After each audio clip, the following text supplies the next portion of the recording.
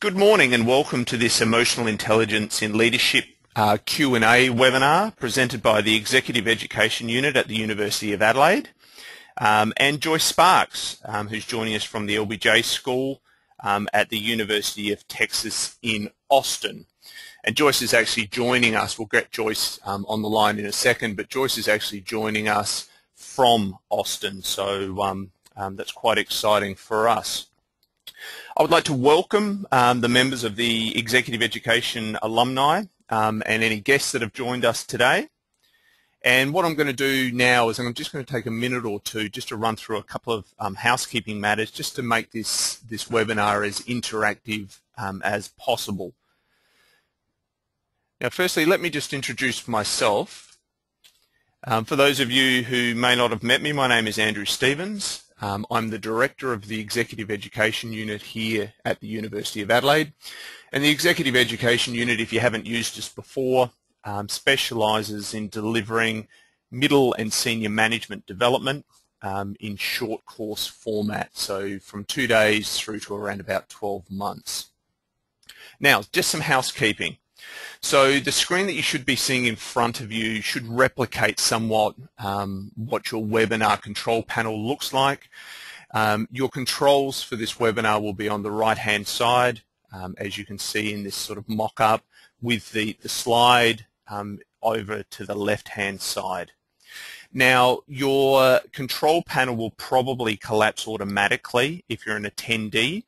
If you want to keep it open all the time, you'll see on the right-hand side there at the very top there is a View menu. If you click on the View menu and uncheck Auto Hide Control Panel, then the control panel actually should come up and stay up for the entire session. Now, this is a little bit more of a detailed look at your control panel there. With this particular webinar, Joyce and I would both like you as participants to ask as many questions as you would like. Now you can see there that there is a hand with a green arrow located on the control panel, which is now on the left-hand side of the slide that I have open. That's what they call a hand raising. So by clicking a hand raise, it means that I, as the panelist, can actually see that you have a question that you would like to ask. Now, if you have mic and speakers, obviously you'll have speakers because you're hearing me now, but if you have a microphone enabled, and I can see that on my control panel here, I can actually unmute your microphone and you can ask your question directly to Joyce and get the feedback directly from Joyce. So if you put your hand up, it really means that you want to ask a verbal question. I will try and build it in as it sort of works during the conversation I've got with Joyce, and you can ask that question. Now, I know everyone sits there and thinks that you know, they don't want to be the one that asks the questions. They're a little bit nervous, but I can tell you that webinars that have a high degree of interaction are more interesting for your fellow participants. So put your hand up. No one can see you, so it's not video, so don't be concerned about that. But do put your hand up, ask a question verbally, and it should help the interaction. Alternatively, what you see highlighted now is a questions panel. The question panel allows you, if you don't have a microphone, or alternatively don't want to ask your question directly to Joyce, is you can type it in. I can then see which questions have been asked, and then I can ask those questions on your behalf directly to Joyce. Now, that's lots of information to start with, especially so early in the morning, so I hope everyone has taken that in. Raise your hand, click on raise your hand if you'd like to ask an audio question. If you'd like to type a question that I can ask, then type it in the questions box and it'll come up and I'll be notified.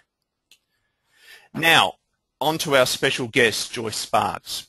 Joyce is the Director of the Governors Centre at the LBJ School, which is the Lyndon B. Johnson School of Public Affairs at the University of Texas at Austin. The Centre provides professional development services for thousands of managers and leaders at all organisational levels every year. Joyce is a certified, credentialed master coach and has been doing executive coaching for over 17 years and has worked with government executives as well as private sector clients all the way through to CEO. She's provided leadership development and coaching sessions for executive officials from across the United States, Canada, Eastern Europe, Africa, Brazil, and Australia. And Joyce joins us now. Good morning or good afternoon in Texas, Joyce. Well, good morning to you, Andrew. It's great to be here. You gotta love technology. You certainly do. And thank you again for staying back a little later in your probably very hectic day to have a chat to our audience today. Now, I started by doing what a lot of people do when it looks to a new topic, is I thought I'll get a nice slide to sort of summarize emotional intelligence. So I went into our friend Google and I typed in emotional intelligence, and I thought I'd have a look at some images. And this is what I got as the first image that came up. I love it. So, which I thought was quite interesting, Homer being on the left, and obviously Yoda on the right. So I thought it was quite interesting, and also maybe a little bit of a light way to start the morning. I think I've coached the one on the left. I think I've worked for the one on the left at previous times. Certainly not now, not currently, but maybe in a distant past, in another life. So maybe for our audience, I'm sure that there's a mixture of people listening to us today who will have, I suppose, a range of experience with EQ, from high understanding to probably this is a new topic for them. So maybe starting at the basics. Joyce, maybe can you share with us what EQ is and maybe how it differs a little bit from IQ, which most of us do know? Well, IQ is really about kind of what a person knows. It's obviously important, but what we know is it's not the only source for success in the workplace. When you look at education and you do your hiring, you can kind of determine what technical skills that people have, and do they know what they need to know to get their job done.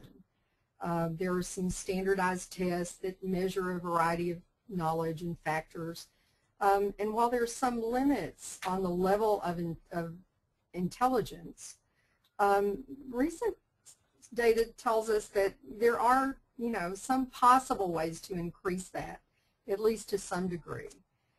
EQ, or emotional intelligence, is more about personal and social competence skills, self-awareness, self-management, social awareness, relationship management.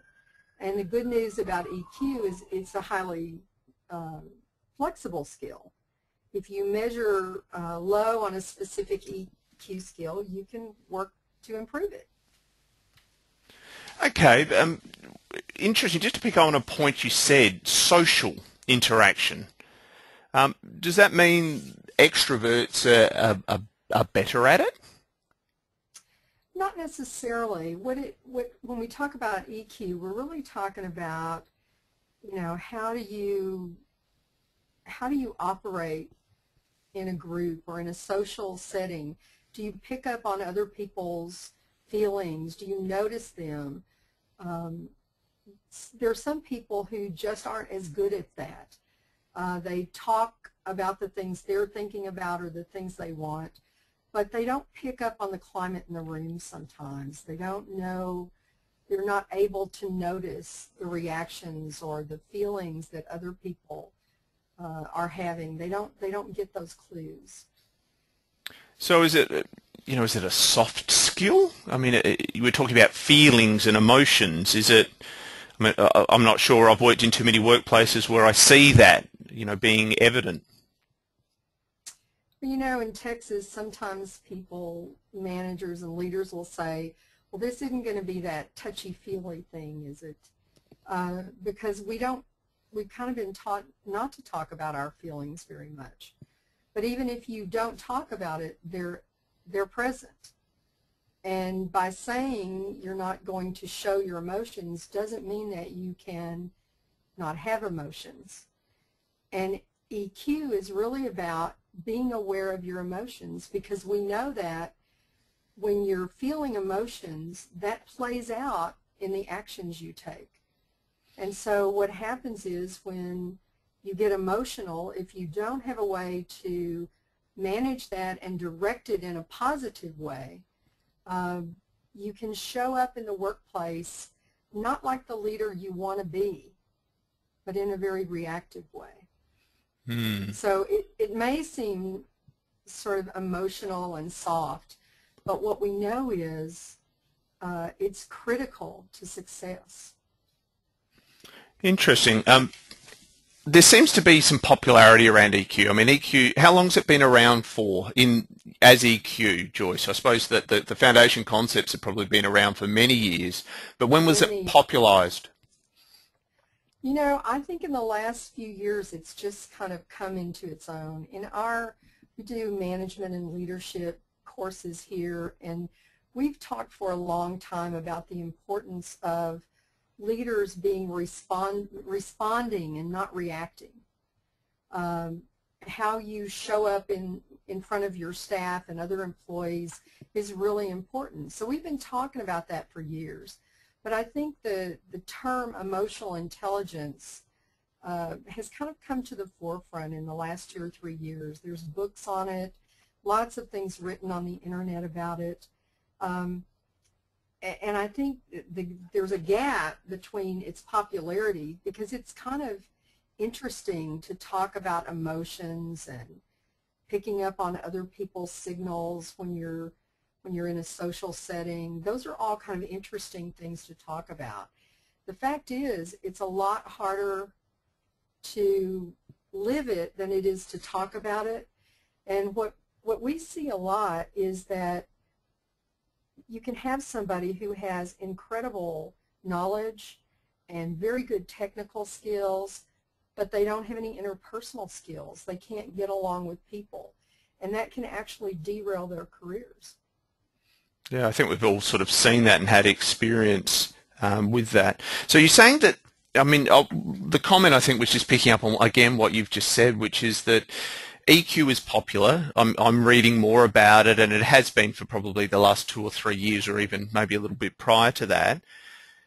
But the application in the real world, I'm just not seeing the connection there. I mean, you read it, you can intellectualize that it's an important topic. It makes sense. Not to be reactionary with your emotions, but is it really translating to change in the workplace? Well, you know, we've been teaching it in a variety of venues and with a variety of groups for about a year now, really calling it EQ and really focusing on some of the new research. And I really think people, I guess I think that sometimes lately people seem more stressed, and what we hear, we get called a lot to come in and work with organizations who are having issues around low morale or people being really frustrated, and we know that one of the #1 reasons that people leave their jobs is because of their relationship with their supervisor or their boss. And so what we're seeing is more and more there's a lot more stress and a lot more reacting in the workplace. It's not unusual to hear there's a boss who's screaming at people in the hallway, or where people are really dissatisfied. And I think more and more we're learning that how people manage their own behavior, how aware they are of the actions that they take and how they impact the people around them, how critical that is. So we do a lot of 360 profile sort of assessments, and when we sit down to look at how people have assessed management or leadership behaviors, we're really seeing that, you know, it's showing up more and more. And so I think that's one reason that it is, people are more interested and more anxious to know more about it, and because it's critical to your effectiveness in the workplace. So how could I tell? I mean, how can you tell if someone, you know, has higher EQ? You know, what would their behavior sort of look like? Well, I think in some ways it's a little easier to understand when behavior doesn't demonstrate high IQ. you have a slide up with the brain, and so it's kind of helpful to understand how the emotional part works. And so as you can see on the slide, all of the things that kind of come into your brain, all the signals come up through the base of the brain. And in the middle of the brain, there's a part called the limbic system, which is really in charge of or processes the emotions. And you'll notice that it's all the way to that frontal cortex is really where the rational thinking is. And so what happens a lot of times is people kind of get stuck in that emotional place in the limbic system. And so something happens, or there's a situation, or there's an interaction, and the signal enters the brain, and people get kind of hijacked by emotion. Our brains are constantly looking in our environment, looking for what's safe and what's not safe, that old threat-reward, fight or flight kind of situation. And the brain's going, okay, is this safe? Is it not safe? Is it safe? Is it not safe? And so sometimes when it's not safe, that hits our limbic system, and that's when you see people reacting in ways that don't get them what they want in the workplace, or get them only short-term results. So is the limbic system what sometimes I hear referred to as the reptilian brain? Am I on the right track there or not? Yeah, you might have heard it like that. The limbic system is where your emotions reside. It's the part it's that very first part of the brain, I think, where you get the emotions kind of can get stuck. So the idea is that if the signals come in and you recognize what the emotions are and manage it enough so you can get over to the rational thinking part of your brain, you're better off, because it doesn't mean you don't stop having the emotions, but it means that you can think more rationally about them. EQ is not about stopping emotion. It's about, how do I take the anger that I'm feeling and direct it in a way that helps me show up like the leader I want to be and get the results that I need. That's interesting you say. So it's not about denying the emotion that's there, or ignoring or putting it aside. So you're saying that you actually, if you're angry about something, that's okay. Right. I mean, there's nothing wrong with anger. It's a natural feeling. Now, if you're in a rage, which is what happens when you kind of get hijacked by that limbic system, some people call it going limbic, then what happens is you act in ways like you might scream at somebody, or you might, there's a variety, sort of a continuum of behaviors depending on the intensity of the emotion. But if you think about it, if you're angry about something and you can manage that in a way that's positive and productive, you can actually use the anger to your advantage. Wow. So if a leader is feeling angry about something that's happened and he's talking to an employee, then, he might say, I'm angry, to let the employee know that, but to keep respectful dialogue, because most leaders want to be trusted and respected. And what happens when they get hijacked by that limbic system, when the emotions take control before you can rationally think it through, then what happens is their actions show up in ways that make people not trust them or not respect them. They may talk to employees or stakeholders or customers in ways that are disrespectful. Yes. And they don't get what they need then. So what are the skills that make up EQ? There is a model, and I think we have a slide of that. about what it's made up. There are things that we see and things that we do. And so you've got personal competence, and that is, how do I know what I'm feeling? And only about a third of the people, some of the research suggests, only about a third of us can actually identify what emotion we're feeling at any particular time. I think that's a really interesting piece of data. So only 1/3 of us, so 2/3 of us don't know what we're thinking or don't know what we're feeling? Well, you know, sometimes we can feel like, oh, something's just not right, or I'm feeling stressed. But sometimes it's really hard to get to the bottom of what really is the emotion.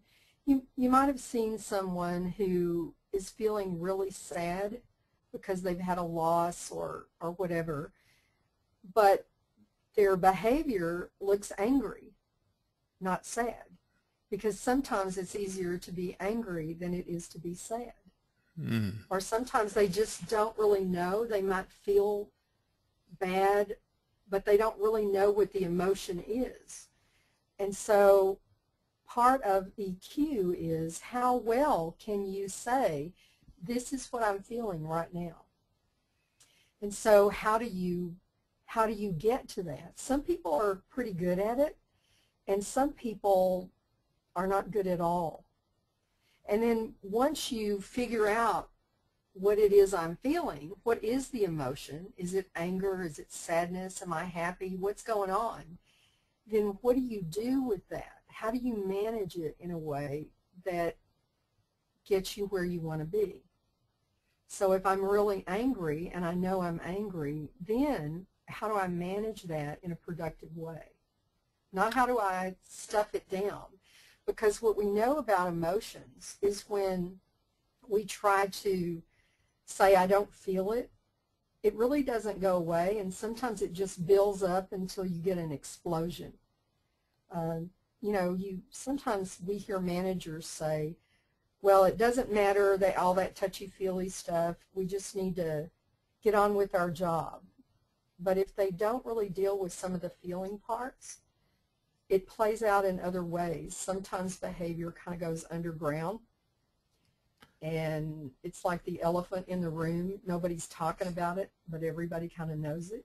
So is it also about recognizing your trigger points? So yes, the emotions probably stemmed from a particular circumstance or a particular situation that you've been in. So, you know, is there a link with EQ to actually being aware of what does set you off to be angry in the first place, or happy, I suppose? It's not just anger we're talking about here either. It's positive emotions as well. Absolutely. And so one of the exercises we do in our EQ class is we start to get people to recognize and identify some of those things that are really hot buttons for them. What really makes you angry? What are the situations or what happens in a relationship or an interaction that really sort of puts you in jeopardy of having your emotions hijack you? You've seen people get defensive, or you've seen people get angry, or you've seen other kinds of emotions that play out in ways that don't work. And so the idea is, if you can figure out what is it that really kind of makes me crazy and makes me want to react, then you can plan for how you're going to do that. So is that the self-management part there? Is the self-management the action, the behavior you take as a result of what you're feeling? Right. So if I know what my trigger is, then I'm better able to plan for how I'm going to manage that. I'll share one of my triggers with you. When somebody lies to me, I get really frustrated. It makes me angry. It makes me disappointed in them, particularly if I've trusted them. So knowing that, if I know that I'm going to have an interaction with somebody who has lied to me, I can have a chance to plan, how am I going to manage this? Because I don't want to be disrespectful. I don't want to be defensive. I don't want to scream or shout. I want to handle it in a way that keeps my credibility. So awareness is the first part. What is it you're feeling and what triggers you to be hijacked? And then what do I do to manage that? And so for me, some of the self-management strategies are taking a deep breath. I also try to stay curious. I'm curious about why that person lied to me. That is a self-talk that helps me manage the behavior, manage the anger. And so then when I'm having an interaction with the person, I can be calm. And I don't mean not be direct, but I mean be respectful. I see on your next line down you've got social competence. Now, is that something that can be taught? It seems to be that, you know, the people that you come across, some seem to be very socially competent and others seem to be less so. I mean, is this sort of saying that social competence is in a part of EQ which we presume can be developed? Yeah, there are people who are very good. They can be in a room of people and they can sort of pick up on the nonverbal and the verbal cues about what other people are feeling, what the group needs at the time. And there are some people, you might have seen someone who is standing behind a lectern and the audience is sort of wilting. They're tired or they're bored or whatever it is. And the person who's doing the talk is so caught up in their own speech or their own language that they're not paying any attention. They're not getting the cues that people are looking at their watch or getting fidgety or rolling their eyes. They don't get any of that, which is worrisome for a leader because it looks like sometimes they don't care. Now, we've had a question come in that's related to what you're talking about now, and I think it's a really interesting question. It is, if you've handled a situation in a state of unawareness and then found out about it and realised that, you know, there was an error, you didn't probably do that the way that you probably could have, is there a way that you can recover without coming over, you know, as a bit of a Band-Aid or coming over as false? Well, you know, I certainly think so. I think if I react in a way because I get caught in the emotion, that I can go back to the person and say, you know, I didn't handle that the way I would have liked to. I didn't mean to raise my voice, or I didn't mean to walk away, or whatever the behavior was. Now, I coached somebody once, I have to tell you, who is wonderful at getting results. Her social awareness and her interpersonal skills sometimes get hijacked when her emotion gets caught up in getting the job done. And so what she said was, you know, I get the job done and I send flowers later. So it's a nice concept. Flowers are good, but you know, you can't send flowers too often. So it's one thing to go back to the person or to the group or whoever you've sort of been reactive with and to apologize and to say, you know, that's not the way, that's not the leader I want to be. Here's, you know, I'm sorry that that happened. I apologize. Maybe explaining why, you know, why you felt that way as well and why you may have reacted. Yeah, and sometimes, you know, I was feeling really frustrated or I got angry. Labeling the emotions you were feeling. I think the key is you can't just keep sort of, excuse me, apologizing. You got to make some kind of behavior change. Now, we've got another question, but maybe before I ask the next question, I just don't want to cut you off, Joyce. We've sort of covered the three quadrants, and I can see relationship management. So maybe if you'd like to just talk to that, and then I've got a really good question I think that a lot of people will like to hear the answer related to EQ and KPIs. But maybe if we can have a look at relationship management, the last quadrant on your graph. Well, if you kind of look at the all four of the quadrants, I think relationship management is kind of a result of all of those. If you're self-aware, what emotions am I feeling? What are my triggers? How do I react? And you have strategies for how you manage that, and you're aware of how other people are feeling, you pick up on the cues from other people, then you're much more likely to be able to build effective relationships. And so it all kind of works together. But relationship is when I think you are a good listener, and you know what your strengths are, and you're able to manage and not get caught up in the emotions, and you don't let yourself get hijacked by the emotions so that you behave in ways that are disrespectful or unacceptable for relationship building. That certainly makes sense. Now, a couple of questions have come in. One's related, I think, more to this graph, which we might cover first, or this matrix. We do like in management a 2x2 matrix, don't we, Joyce? We do. Without the 2x2 matrix, we just wouldn't be able to do our jobs. Now, the question... And you know, Andrew, all models are wrong, but some are helpful, and I think this is one of the helpful ones. I would agree. So what are the question, the first question to maybe ask, we do have a couple here, but the first one is, what are some of the techniques you could use for self-management? So what, you sort of said self-talk, and, is there a couple of hints that you can give people about, well, how they could improve their self-management? Yeah, I think, well, first of course you have to be aware, and I'm a real fan of noticing. Once you start noticing how you respond to people, once you start noticing your emotion, I think you're off to a great start. I really like self-talk as a way of managing behavior. So self-talk is what, for those of us who may not do it?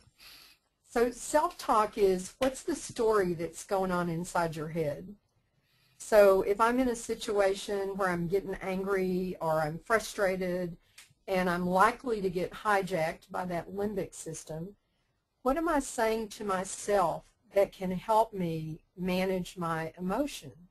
So you hear some people telling a story to themselves in their head in that moment that's not helpful at all. And it sounds kind of like this.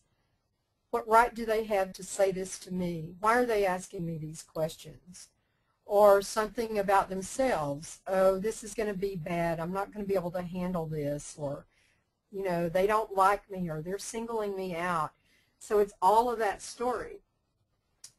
If my self-talk is positive, I might be saying things like, I'm curious as to how they got to what evidence they had to make this decision, or I'm wondering what their thought process is, so I'm curious about it. Better to stay curious about what they're doing. If it's about my own confidence, then my self-management, if I'm feeling sort of betrayed or less confident, whatever the situation, whatever the emotions are, then I might say something like, I can handle this. I have good skills. So we can have empowering self-talk that helps us be empowered to do what we need to do, or we can say things that aren't helpful to us. So that's one thing, the self-talk that can be really helpful. I also wonder whether, what you're talking about seems to have some crossover with the concept of mindfulness and metaconsciousness, which sounds like a really large concept, but really metaconsciousness is about being aware of what you're thinking, isn't it? Absolutely.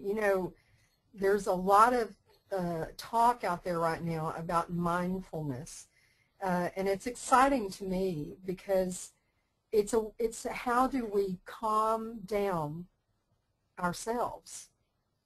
How do we become calm and And and calm the simply, chatter that's going on, isn't it? yeah, I mean, we're having yeah, because conversations in our head all the time, and we're thinking about all things not related to the situation, our last meeting, our next meeting. Someone sent me a quote by the Dalai Lama, which I don't have in front of me, so this will be incorrect, but it was basically saying something that, you know, we live so much of our time in our heads in the future, in the past. We spend no amount of our time in the present, which I thought was quite interesting. I totally agree. I think, perhaps we need some white space in our brain to just not think for a moment, to help be more aware. You can't, it's hard to me to be aware if you're never present in the moment and quiet. And so I think more of that is coming. Just one more tip about self-management. So the self-talk, what the story is in your head and how you change that makes a difference. But also one of the things that I find really helpful is sort of checking in just with your physical body. Sometimes when people start to get really stressed, they can actually tell you where the stress is. So a lot of times when I'm getting frustrated or stressed and I'm busy working, so I'm not really as aware of the fact that the stress is building, I start to get really tight and sometimes even achy around my neck and shoulders. Some people feel a tightness in their chest. Some people feel it in their stomach.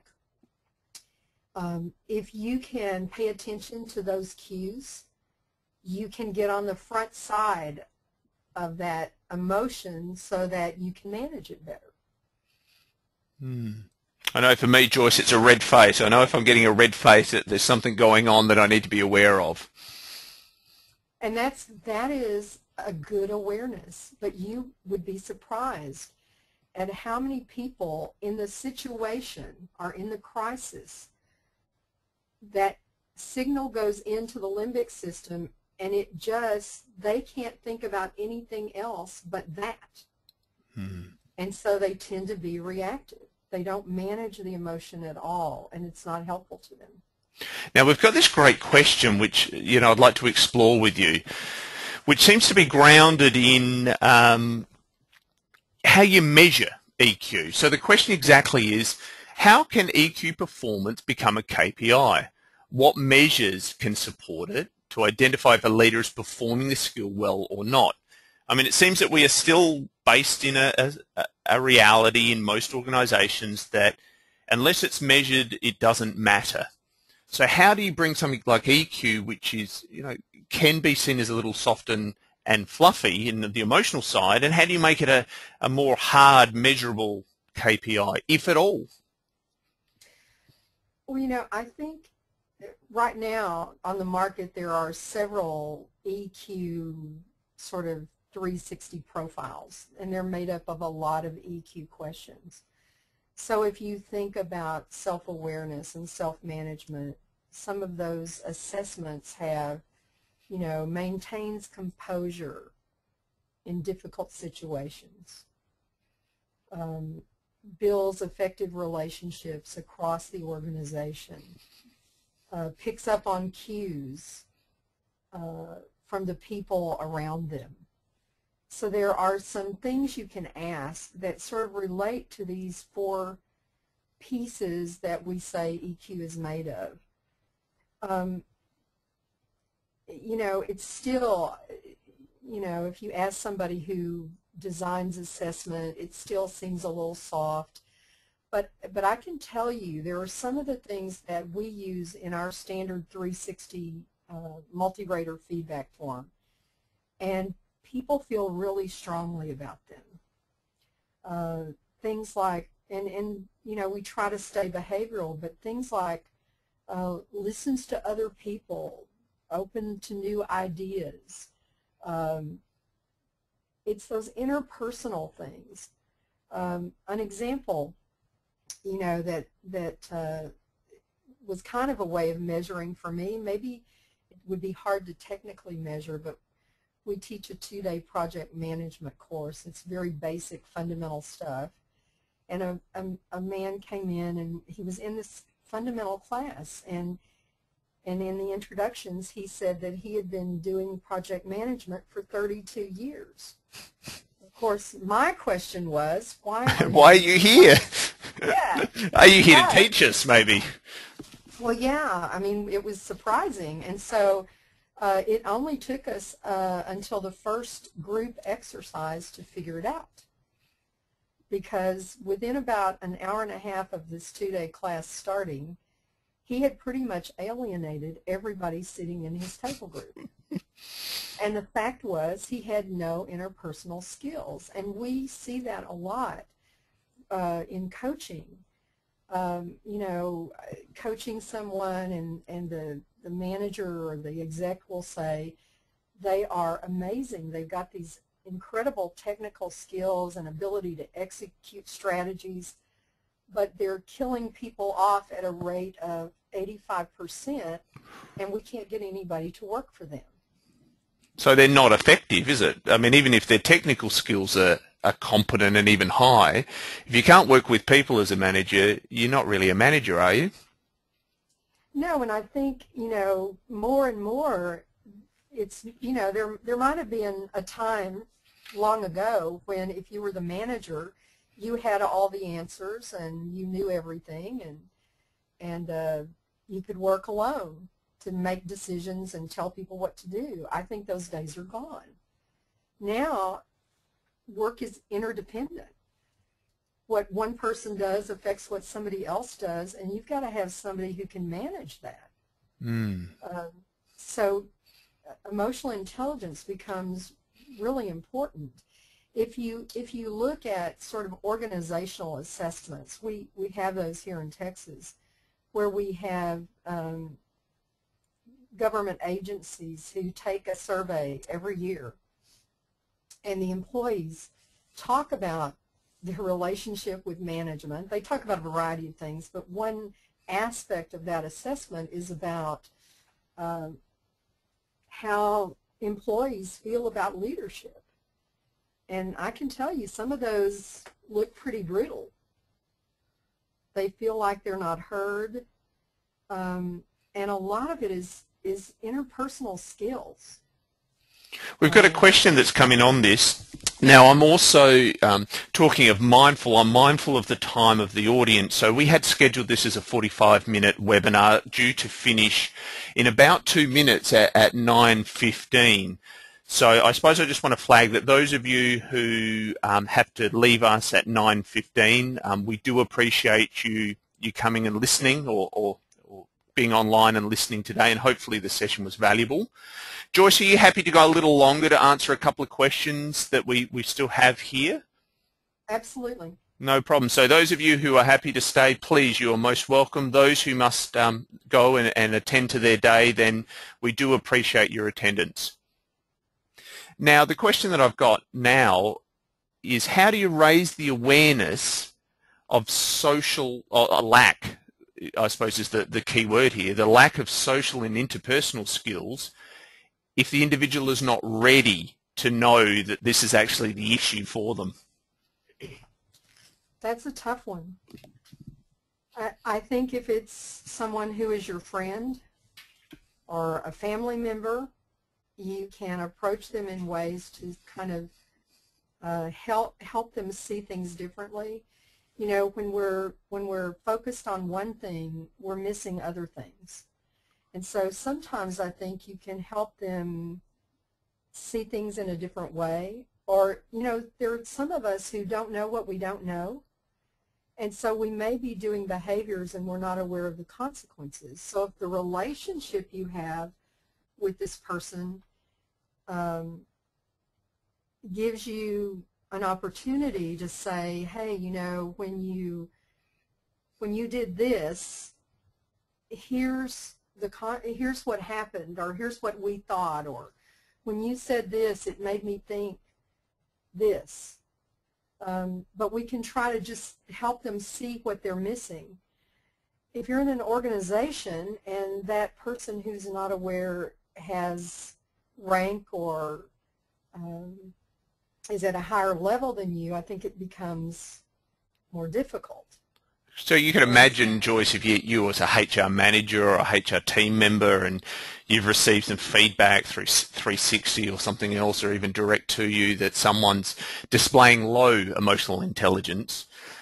I mean, would a strategy be maybe to try and get the person a mentor who they could respect at the same or maybe even a higher level, but actually displays high emotional intelligence? Could that be a strategy, not to directly, address their lack of it, but to actually show them an example of what high EQ might look like and what the results are? I think you can do that if they're willing. It's hard for people to move forward if they're not even willing to admit they're not doing it. And so, to me, if you can get somebody who has that relationship with them to point out things, then that's helpful. In organizations, sometimes we see people who are in high places that don't have very good EQ, and what that's caused from is a lack of accountability by the people who they report to. So if you're the boss and you've got staff who are behaving in ways that are inappropriate or ineffective, I think it's your job kind of to hold them accountable to that. But if it's your boss who's doing it, it becomes a little more tricky. There are some ways, though. One question I would ask is, what are the feedback systems that person has? So sometimes if you do some kind of feedback system where they can actually get feedback, or maybe there are some courses or programs at the University of Adelaide, of course, that they can go to help build awareness. I think people have to kind of find their path, but sometimes you would be surprised at where that learning comes from. So I think it's possible to help people build that awareness. So is that linking into really the crux of what we're talking about today, which is how do you develop EQ? Absolutely. I think what we've learned with all the recent brain research is that we can actually change the way our brains work. And so how do we build that pathway from when the signal first comes in through the limbic system into that part of our brain that's logical and rational?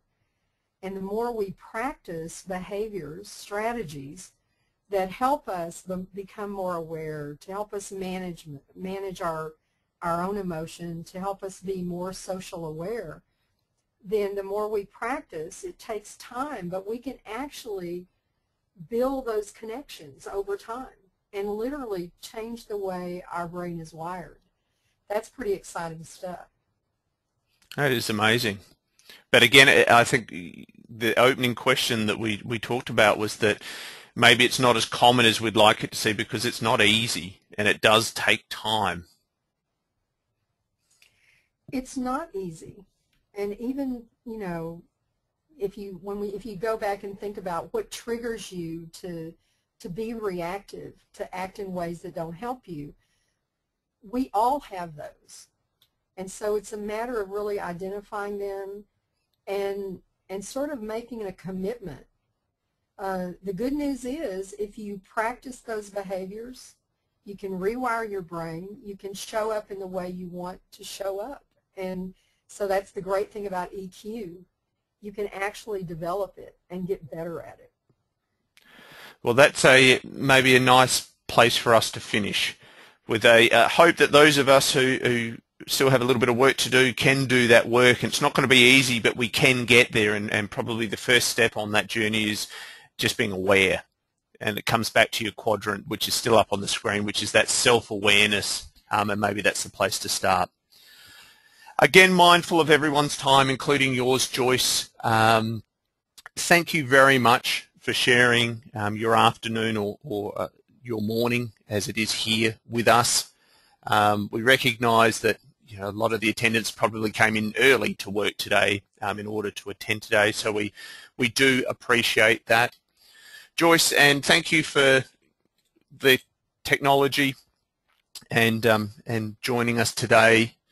And I just wanted to sort of maybe finish by saying that Joyce potentially, and I say potentially because this is not confirmed, may be coming to us Adelaide in June.